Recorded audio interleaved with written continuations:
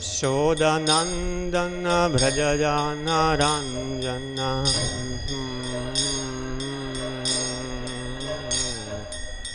Sodanandana brajajana ranjana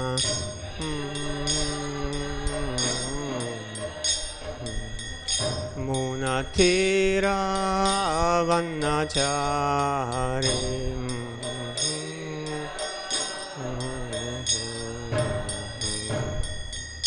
Jayo Radha Madhava Jayo Kunja Bihari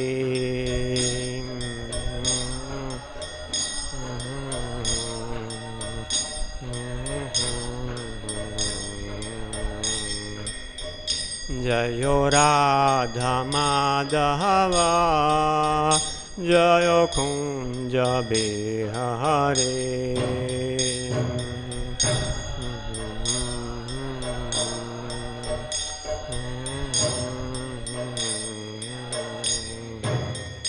Jayo Gopi Janna Vallabha Jayo Giri Varadhari Jayo Giri Varadhari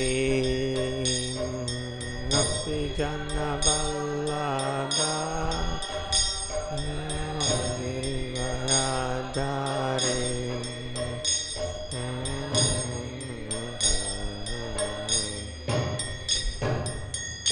Sodanandana brajajana ranjana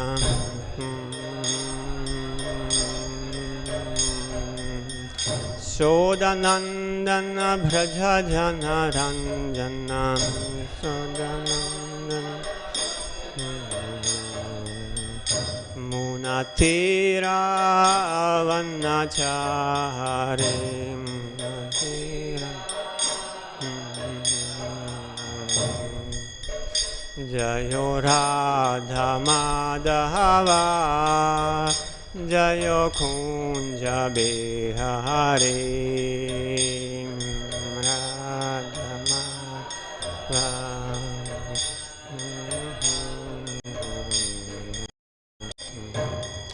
Jayo Radha Madhava Jayo Kunja Bihari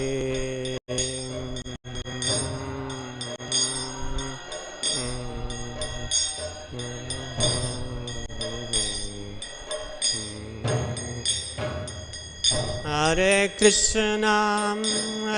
Krishna, Krishna Krishna, Hare Hare, Rama, Hare Rama, Rama Rama, Hare Hare, Hare Krishna, Krishna Krishna, Hare Hare.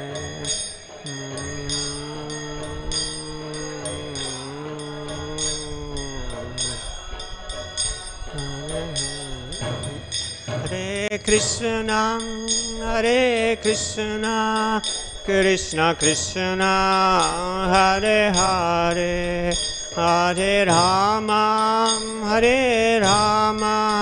Rama Rama, Hare Hare,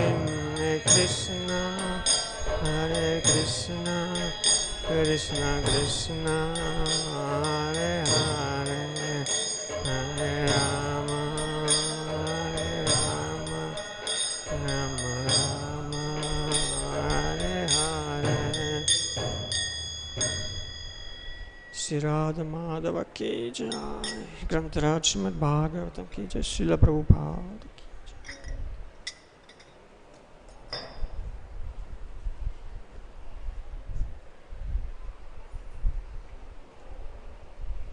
Thank you very much.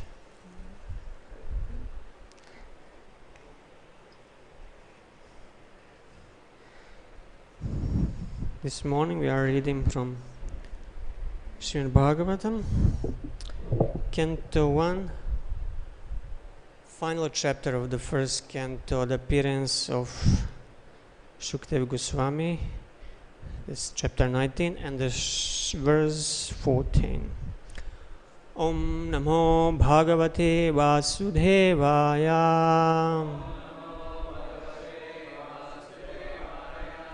Om Namo Bhagavate Vasudevaya.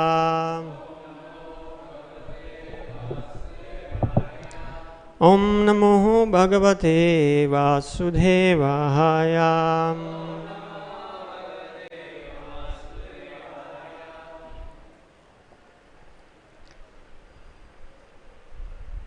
Tasyaiva ghasya parāvareśo.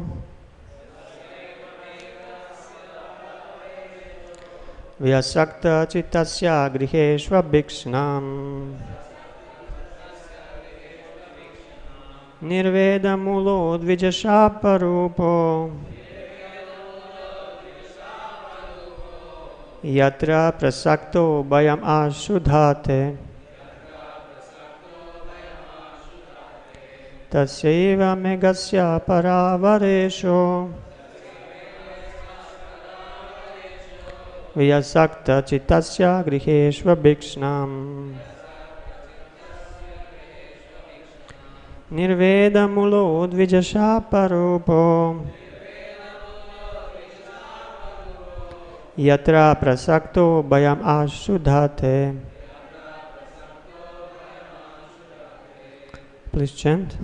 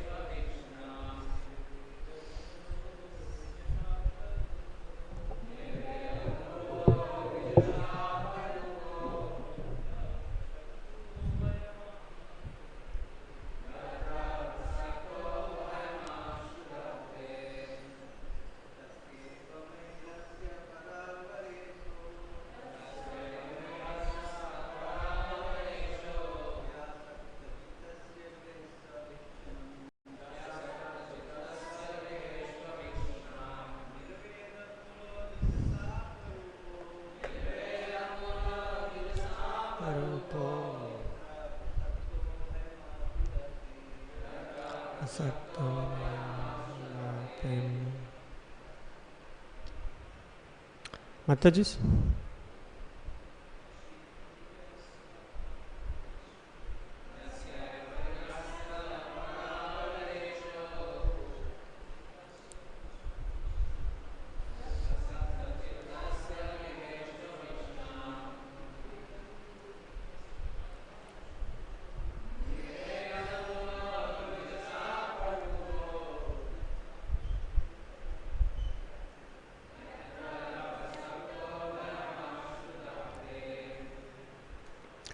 Tasya, his, eva, certainly, me, mine, aghasya, of the sinful, parā, transcendental, avara, mundane, īśaḥ, controller, the Supreme Lord, vyāsakta, overly attached, cittasya, of the mind, gṛheṣu, to family affairs, abhīkṣṇam, always, nirveda-mūlaḥ, the source of detachment, dvija-śāpa, cursing by the brāhmaṇa, rūpaḥ, form of, yatra, whereupon, prasakto, one who is affected, bhayam, fearfulness, aghasya, very soon, dhatte, take place. Translation and purport by His Divine Grace, A.C. Bhaktivedanta Swami Srila Prabhupada. The Supreme Personality of Godhead, the controller of both the transcendental and mundane worlds, has graciously overtaken me in the form of a brāhmaṇa curse. due to my being too much attached to family life, the Lord, in order to save me, has appeared before me in such a way that only out of fear I will detach myself from the world. Purport. Maharaj Parikshit, although born in a family of great devotees, the Pandavas, and although securely trained in transcendental attachment for the association of the Lord, still found the allurement of mundane family life so strong that he had to be detached by plan of the Lord. Such direct action is taken by the Lord in the case of a special devotee. Maharaj Parikshit could understand this by the presence of the topmost transcendentalists in the universe. The Lord resides with his devotees, and therefore the presence of the great saints indicated the presence of the Lord. The king therefore welcomed the presence of the great rishis as a mark of favor of the Supreme Lord.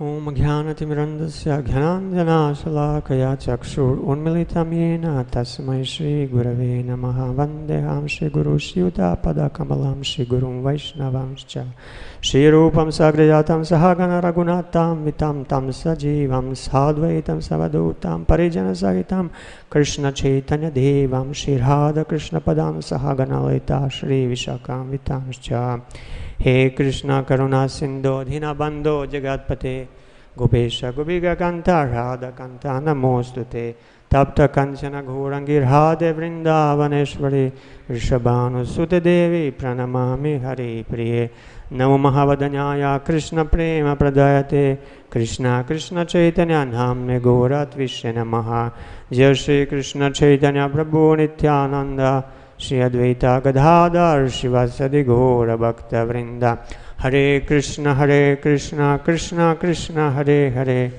Hare Rama Rama Rama Hare Hare Hare Krishna.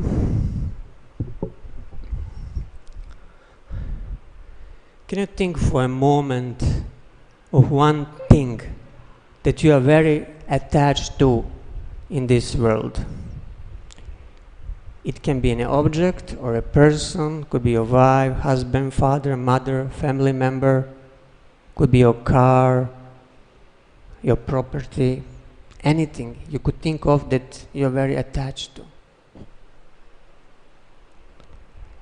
And now imagine that that thing all of a sudden disappears, just doesn't exist in your life anymore.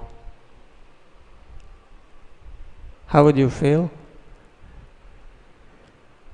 If you are undecisive and you cannot decide which thing or object to pick, I can suggest something. Just think of your bank account, your money. Imagine all of a sudden there is some financial system crash and all the accounts, they're just wiped off. And all these lakhs, millions and crores you had are gone. How would you feel? Actually, this happened in China just some months ago. In April, some 3 local banks in one part of China, they just froze the accounts of millions of people. And people, they just got crazy. They went on the street protesting for months. But police just beat them up, put them in jail, and the money is still frozen, not existent. All the life savings, everything was lost for these people. Some hundreds of millions of dollars. Banks, they just went bankrupt. And people are left without anything. So it feels painful if we lose whatever we attach to. So similarly, Maharaj Parikshit, he had much more to lose than most of us. Not only he had a wife, sons, he had whole empire, big palace, horses, army, treasury, so many things. And he had to give up all of this in one moment. And what was his reaction? He immediately thought, it's Krishna coming in the form of a gṛheṣv brāhmaṇa. Rūpaḥ is mentioned in this verse. So if it was difficult even for Maharaj Parikshit, who was a pure devotee, to detach, that it took the Lord to mercifully intervene in his life, to pull him away from the objects of attachment, how much more it's difficult for us who are, I guess, more attached than Maharaj Parikshit. So whatever these things are, they are temporary, material things, and they are obstacle for achieving perfection. Srila Prabhupada, in one purport in the second canto, on the shloka about Maharaj Parikshit again, he comments, to become liberated means to become free from dehatma buddhi, the illusory attachment for personal bodily coverings and everything connected with the body, namely wife, children, and other entanglements. And then he explains how these entanglements, how they expand. First, one selects a wife, gets married, and then the result, the children are there. And then he needs some place to live, so the house is there. Then in old days, animals, horses, elephants, cows, dogs, all household animals were there. In modern days, these animals, they're replaced by cars and other conveyances. And then, to maintain all this, you need a bank balance. You need money, material assets. And then, in order to show off in society, you need a circle, a network of friends. Otherwise, what is the use of your wealth if you cannot show it to others? And Prabhupada says at the end, this is called material civilization of material attachment. Material civilization of material attachment. And then one important sentence, he says, devotion for Lord Krishna means negation of all material attachments as detailed above. Bhakti means negation of all material attachments. Is it sounds extreme? Actually, we have a shloka in Chaitanya Charitamrita, Vairagya Vidya Nija Bhakti Yoga, Shiksharta Meka Purusha Purana, Krishna Chaitanya Shariradhari, Kripam Budriyastamaham Prapadye. So Lord Chaitanya, he is the ocean of mercy. And he came to teach us what? First thing that's mentioned, Vairagya, detachment from whatever does not foster Krishna consciousness. This is Prabhupada's expanded explanation of the word Vairagya, which means renunciation. Detachment from whatever does not foster Krishna consciousness. Lord Chaitanya came to teach this with the transcendental knowledge, vidya, and his own devotional service, Nija Bhakti Yoga. Still, we might not be convinced that detachment is so important for us because we are not sannyasis, we are not vanaprasthas, we are just normal devotees. So why do we need to renounce? Is it only for sannyasis? Can't I keep everything that I have and use it in the Lord's service? So we are devotees and we use everything in a service of the Lord. It's called yukta vairagya. Let's say somebody gives us $1 million. Would we be able to engage all of this in the Lord's service. Or we would, okay, maybe give $1,000 to TOVP, and with the rest, buy whatever we hanker for, put the rest in a fixed deposit and live on the interest. Buy a couple of houses, some land. We're supposed to develop an ashrama. Buy a new car, or maybe even a jet. That's called yukta. If you have enough, of course, not for $1 million you can buy, but if you get, 100 million. Actually, in America, there are some preachers, evangelic preachers of big churches, who have their private jets. They don't fly with the commercial airlines. They don't even fly with the business class. They have their own jets because it's for the service of God, and they need it, and they need to be peaceful, to meditate on God. So they fully justify whatever congregation gives them as donation, they utilize in the Lord's service.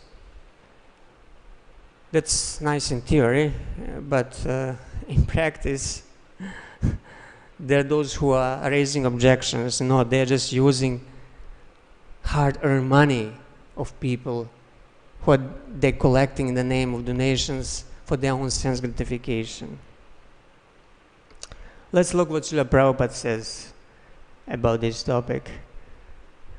In the same purport, he continues that I already quoted. Attachment for household paraphernalia and for Lord Krishna go poorly together. One attachment is the path of darkness, and the other attachment is the path of light. Where there is a light, there is no darkness, and when there is a darkness, there is no light. But an expert devotee can turn everything to the path of light by an attitude of service to the Lord. And the best example here is the Pandavas. Maharaj Yudhishthir and householders like him can turn everything to light by dovetailing so-called material assets in the service of the Lord. But one who is not trained or is unable to turn everything to the service of the Lord, Nirbandha Krishna Sambandhe, must give up all material connections before he can be fit to hear and chant the glories of the Lord. Or in other words, one who has seriously heard Srimad Bhagavatam for even one day, like Maharaj Parikshit, from a fit personality like Sukadev Goswami, may be able to lose all affinity for material things. So what we learn from this purport, there are two types of devotee. One is the expert devotee who can utilize everything. An example is Maharaj Yudhishthir, Maharaj Parikshit. And then there is the one who is not trained, means neophyte devotee. And for him, renunciation, detachment is required in order to be able to properly hear and chant. Example of the expert devotees also we have Maharaj Ambarish, for example.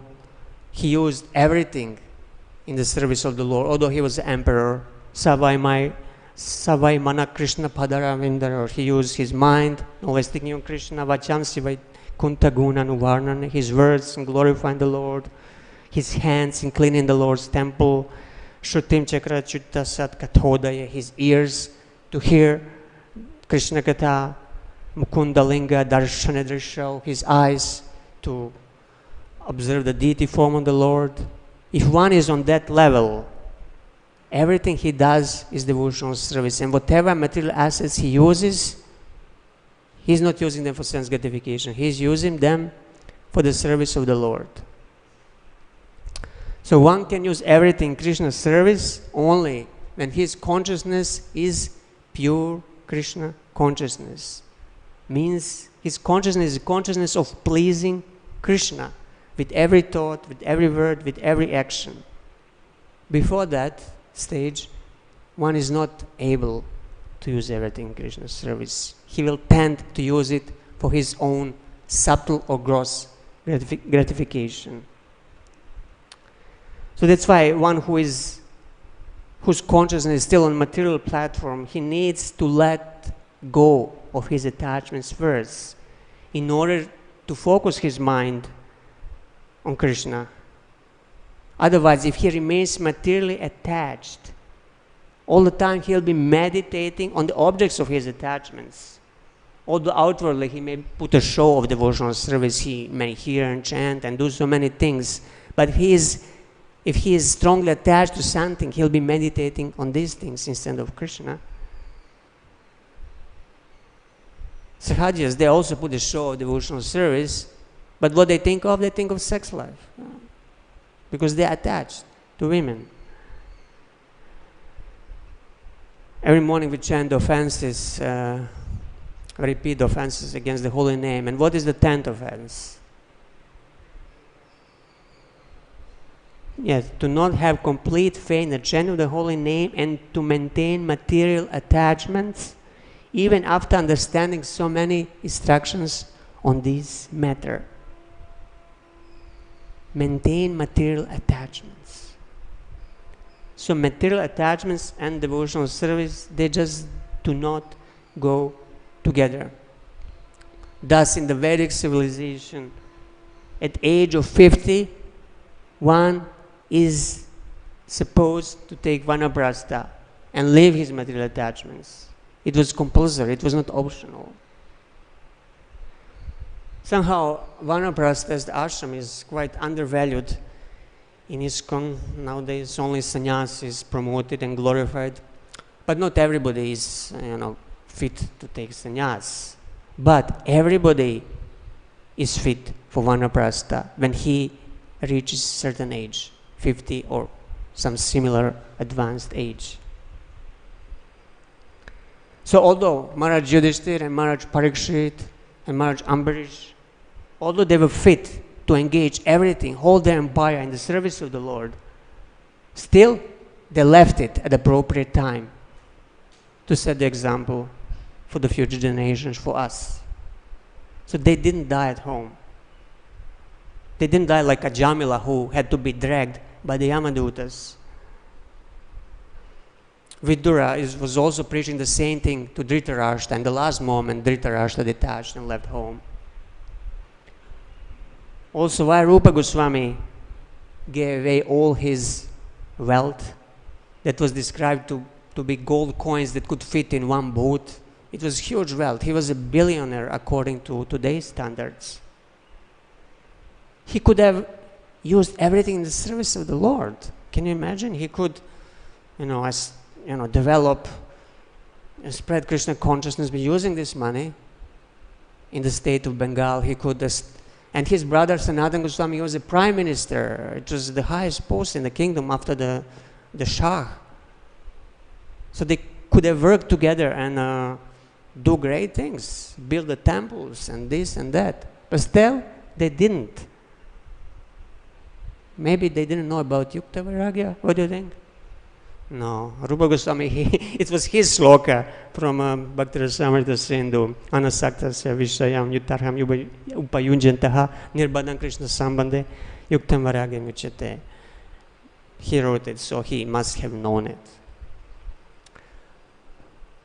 So the reason why they left everything is because by leaving, they did something far, far more than they could have done by staying.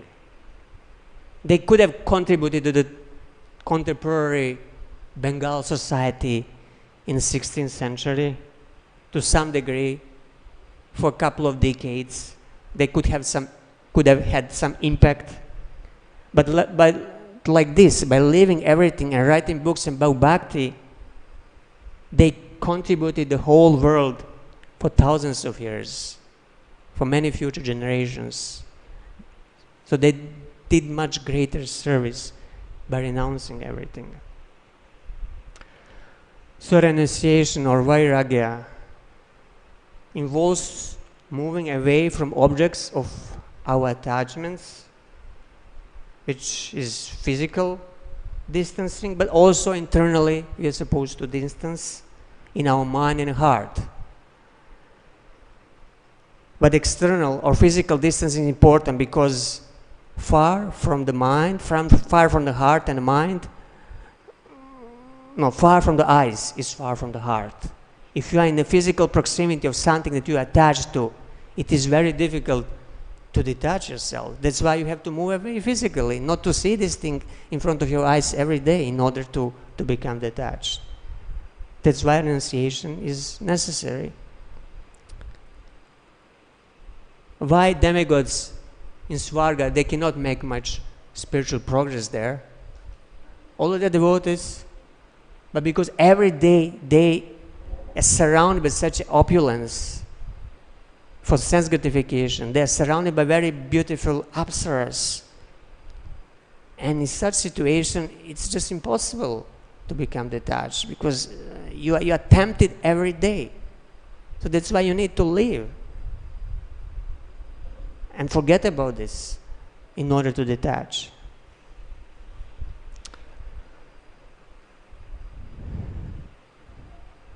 So that's why vanaprastha and sannyas were recommended for those above the age of 50.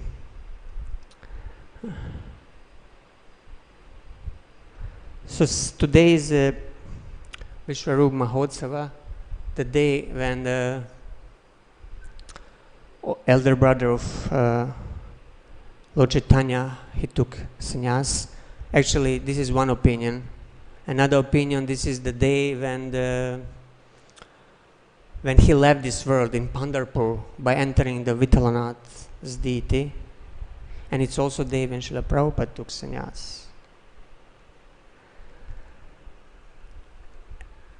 And Narada Muni in his life, previous life, as the son of the maidservant, he was the perfect example how one takes sannyas. And actually, again, it was circumstantial. If you remember, the sages who were there for the rain season, they left. He got some taste for bhakti from them. But then all of a sudden, his mother died, bitten by the snake. And the small 5 years old child were left without everything. So he just left that village, stricken by the pain of his mother's death. And he started traveling, passing through the forest and villages, visited many, places. And Srila Prabhupada, in a purport on that verse, he comments, it's a duty of a mendicant, parivrajaka-charya, to experience all varieties of God's creation by traveling alone through all forests, hills, towns, villages, to gain faith in God and strength of the mind, as well as to enlighten the inhabitants with the message of God. A sannyasi is duty-bound to take all these risks without fear. And the most typical sannyasi of the present age is Lord Chaitanya, who traveled in the same manner to the central Indian jungles, enlightening even tigers, snakes, deer, elephants. In this age of Kali, sannyasi is forbidden for ordinary man.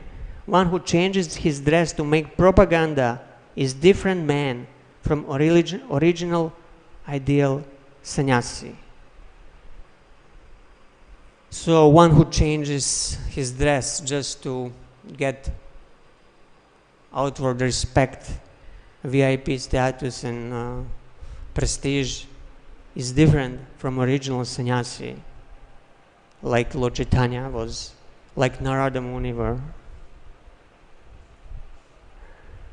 So sannyasi is not for gaining all these material things, it's to gain faith in God and strength of mind, and as well as to preach the glories of the Lord. We have an example of Sanatana Goswami traveling to Vrindavan, to Jarikhanda, without anything, without any money. Actually, servant had a few gold coins that they had to give up in order to avoid being killed. Raghunath Das Goswami also, if you remember, his travel to Puri to meet Lord Chaitanya also was like that. It requires a lot of faith in God, a lot of courage to travel like this without anything. Actually, I have a friend who once traveled from Europe to India like that by walking and hitchhiking. There was a war in his country at the time, and he just went without everything, just one pair of clothes on him, with no visas, with no money. And somehow, by mercy of God, he reached Vrindavan. And he joined in Vrindavan 30 years ago and became a devotee there. So this is sort of renunciation and faith that is required. But let us go back to Vishwarupa Mahotsava. So Vishwarupa, he was an elder brother of Lord Chaitanya, and although little Nimai, he was very naughty and doing all sorts of pranks, still, in front of his elder brother, he was very shy, grave, and respectful. He feared not Mother Shachi or Jagannath Mishra, but he feared Vishwarupa. And Vishwarupa, he was, from his very birth, very renounced. He was not interested in any material things. He would go to Advaitacharya house and engage in Krishna Katha there. And he was very much disgusted with the state of Bengali society in those days, because people had no interest in bhakti. And when he heard that his father and mother, they were arranging marriage for him, just a few days after that, he left, never to be seen again. And when Lord Chaitanya went for the South Indian tour, he learned that he passed away in Pandharpur. His sannyas name was Shankararanya. And he's non different from Sankarshan of Lord Nityananda. So similarly, Srila Prabhupada's acceptance of sannyas in 1959 in Mathura and Keshavaji Gaudiya Math was also meant to achieve something great. Just his going to America was also like walking barefoot in old days with no money, coming to the foreign land. It was actually more difficult than traveling to the jungles of India. For old men to go to a foreign country with a foreign culture, with no money, it required really great courage. And he did a monumentous job of enlightening people all around the world, and thanking to him, we are all here now, otherwise we wouldn't be here. So renunciation doesn't involve only detaching yourself from persons and objects you attach to. It also involves detaching ourselves from something that is most dear to us, that is dear more than anything else. What is it? Our own body. Our own body. In his final days, Srila Prabhupada also exhibited great detachment of his own body.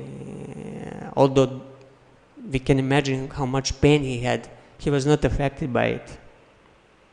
He was completely detached, and his consciousness was transcendental all the time.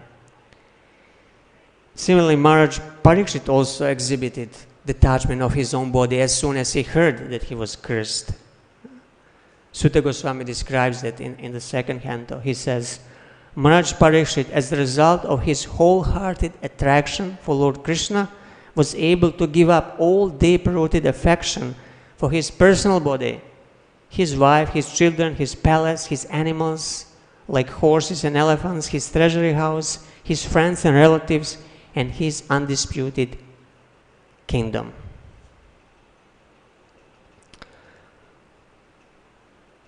So how he was able to renounce all these things?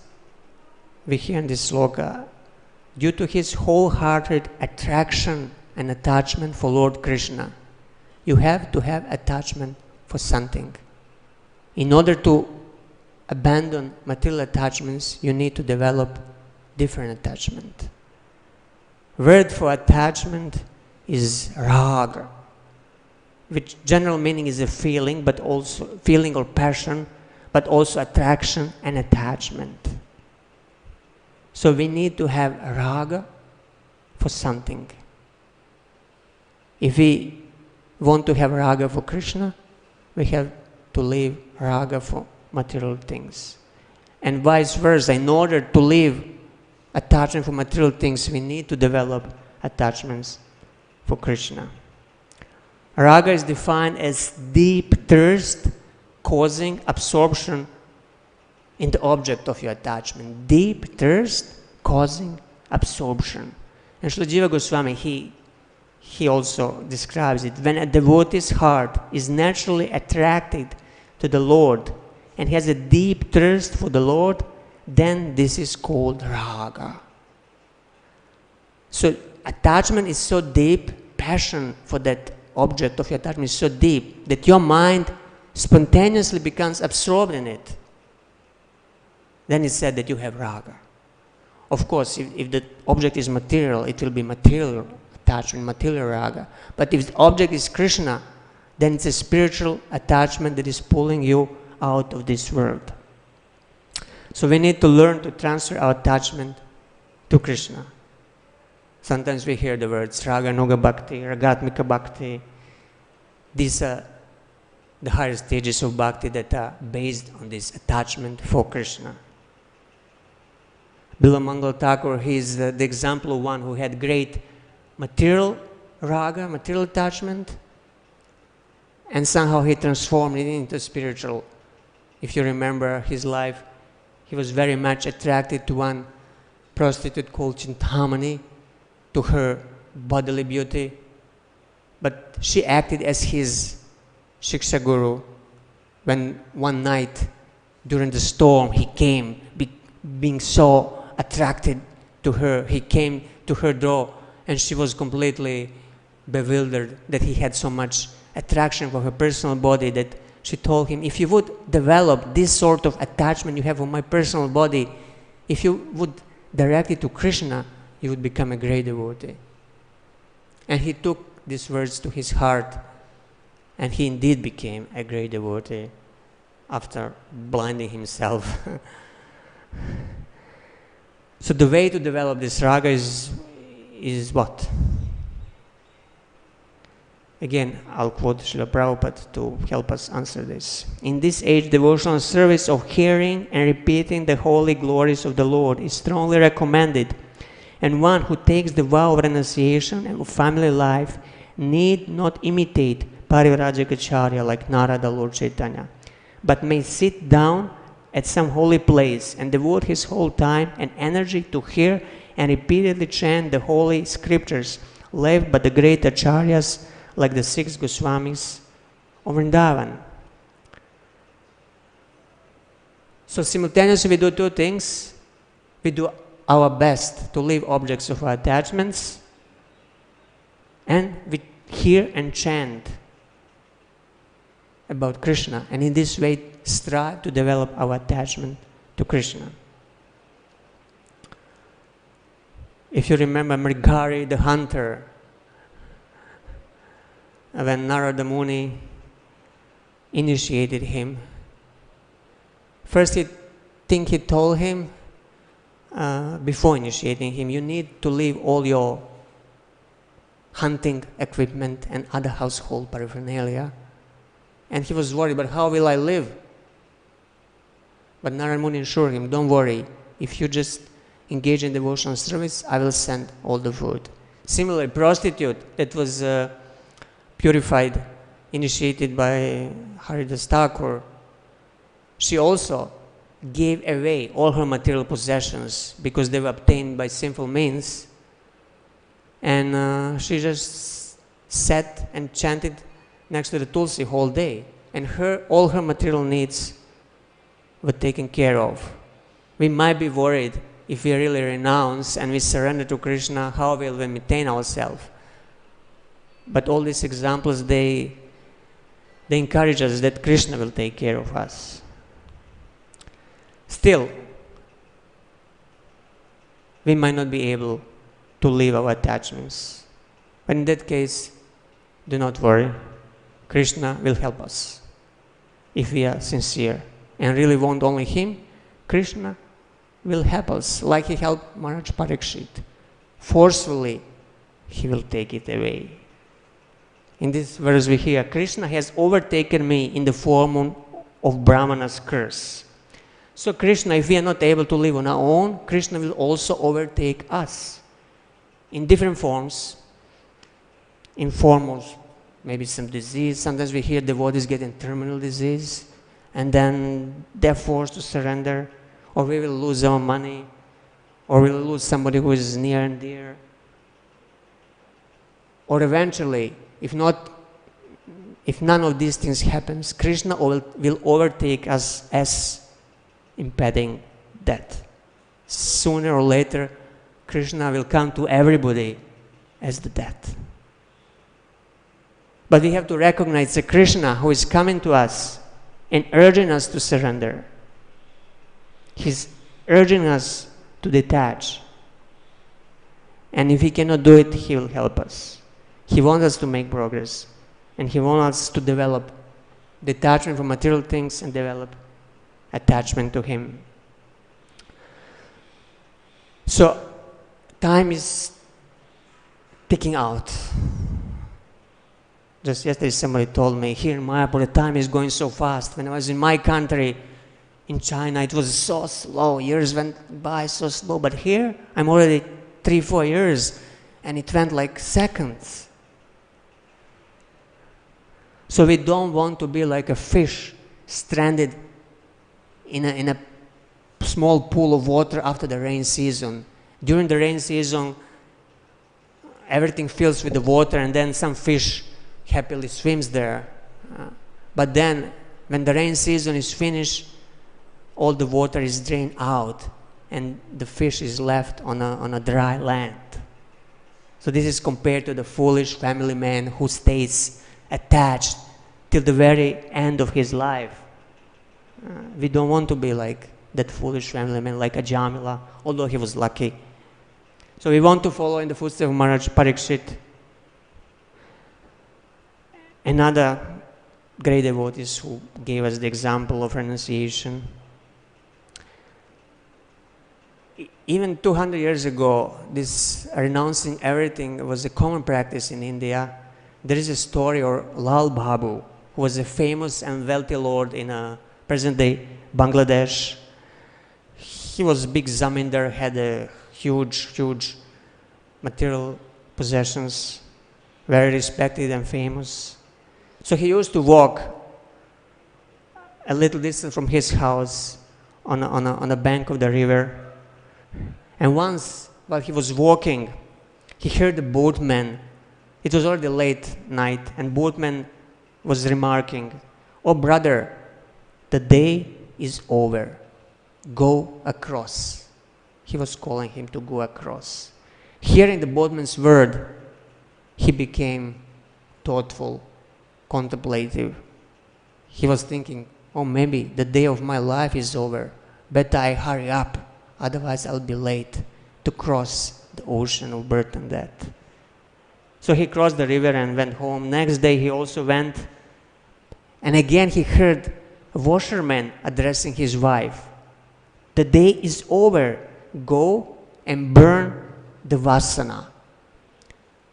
You know, the washermen, for washing, they would use some banana bark that was called vasana. They would burn it and make some alkali that would be used for washing.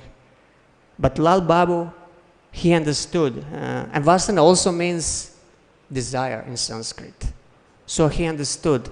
The day is over. The days of your lives are over. Burn your material desires and cross. Quickly burn all lusty desires.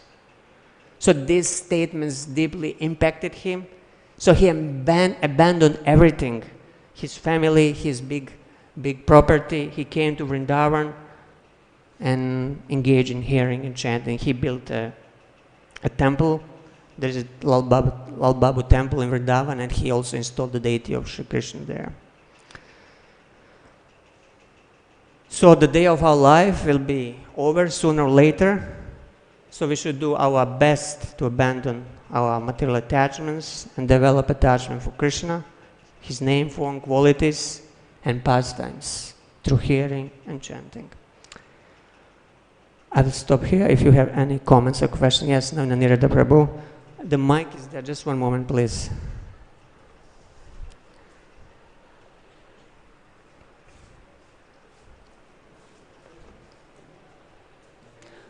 Navina Prabhu.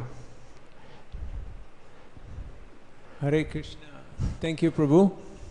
Srila Prabhupada mentions that if a devotee is advanced, then Krishna won't take the things away from him. He will allow that devotee to use all those things in his service.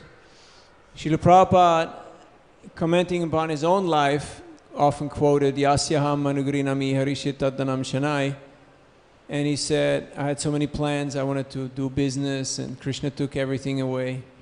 So we understand Srila Prabhupada is the topmost devotee. So he's taking that position. Is he playing that role as an example for us to show us what will happen in our own lives, or what is the right attitude to deal with reversals in life when things go sideways and Krishna starts taking things away? Or what is your insights? What is your realization? Because we could say, hey, Prabhupada is topmost devotee. Why did Krishna take everything away from him? He took everything away because he had a much greater plan. If Prabhupada stayed in business and became rich, he could have done something, but he could have never done what he did in the way it all happened. And Krishna also, he wanted to show the example for us. Otherwise, if he was a rich man who spread Krishna consciousness, we would think, I need to have money and to be rich, then I can be big devotee and practice Krishna consciousness. No, Krishna wanted to show us that for bhakti and surrender, you don't need any money, you don't need anything. You just need strong faith in the Guru's order and strong faith in the holy name. And then Krishna will do everything for you, like he did in Prabhupada's case. So it's a great example for everybody. Yes, Prabhu. Hare Krishna, Prabhu. Today is the acceptance day of Prabhupada's sannyas. So I want to know from you that from where he took sannyas, from whom he took sannyas, and which year he took sannyas, and he was the gṛheṣv in which condition he took sannyas. And I have read that he approached Chaitanya Math, Tirtha Vilas Maharaj. So please tell about that. Yeah, the year Srila Prabhupada took sannyas was 1959. He was already vanaprastha for some years, almost 10 years. He was living separated from his family, translating books and trying to spread the mission. He took sannyas from his godbrother, Bhakti Pragya Keshava Maharaj. He was disciple of Srila Bhaktisiddhanta Saraswati Thakur, given sannyas by Bhaktisiddhanta Saraswati Thakur. He took it in Mathura, UP, in Keshavaji Gaudiya Math. There is a Keshavaji Gaudiya Math in Mathura. So he took it there in 1959, and he was vanaprastha previously. You had something? Yes, Prabhu. Sometimes Prabhupada mentions sour grapes philosophy. Sour grapes philosophy comes from ancient fable about a fox who was trying to get at some grapes that looked good to eat, but he jumped and jumped and he couldn't reach them. So then he said, oh, they're just sour anyway. So how do we renounce without having remorse? Yeah, like, actually what we'd like to have is Dhanam, Janam, and Sundarim. But because we can't get those things, then we renounce. We get sannyas. Yeah, that would look good to be renounced, because it's how do you actually be happy in renunciation rather than just dealing with it because that's all life. That's the only cards that you get dealt. Yeah, how to be happy in renunciation. Not to renounce just because we couldn't have these things. Okay, I anyway couldn't have them, so I renounced them. But we are frustrated still and hankering for them.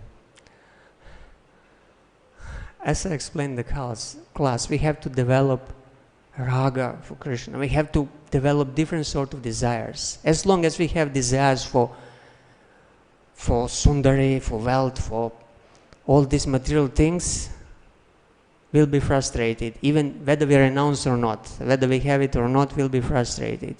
But once we transfer our desires, our hankering, our aspirations to Krishna and love for Krishna, then all these things will be so insignificant that it will be very easy to renounce them. You will not desire them anymore because they will have no value for you anymore. It will be very like a pebbles on a street. You won't see any value, and it's not difficult to renounce something that you don't desire, that you don't value. We need to develop these other desires, spiritual desires, desires for pure bhakti, for loving Krishna as the residents of Vrindavan. We need to develop spiritual raga. Then renunciation will be very easy. It will be just side effect. You won't even need to endeavor to renounce it. You won't be interested in it. Is that okay? We'll stop here. Thank you very much. Srila Prabhupada ki jai, Srimad Bhagavatam ki jai.